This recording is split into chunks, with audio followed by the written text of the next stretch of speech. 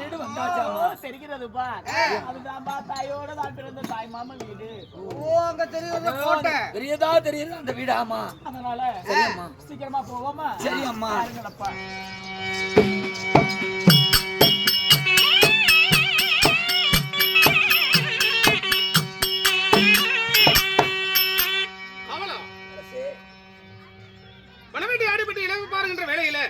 யாரோ இந்த வெளித்தடத்துல ஒரு பெண்மணி மாதிரி தெரிகிறது.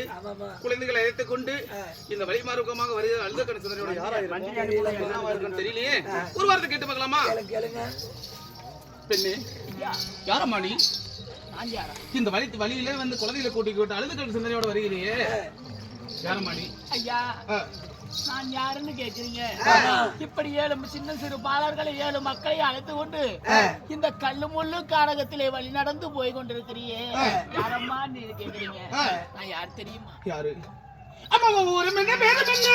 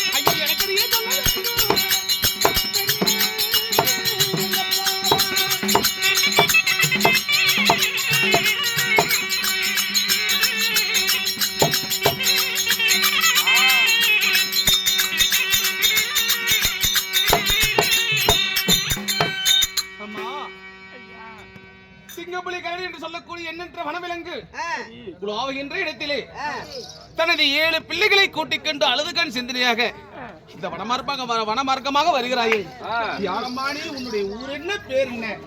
பார்ப்பதற்கு உத்தமமாக தெரியுது, எனக்கு எடுத்து வைக்க வேண்டும். என்னுடைய ஊர் என்னன்னு கேக்குறீங்களா? உண்மைதான்.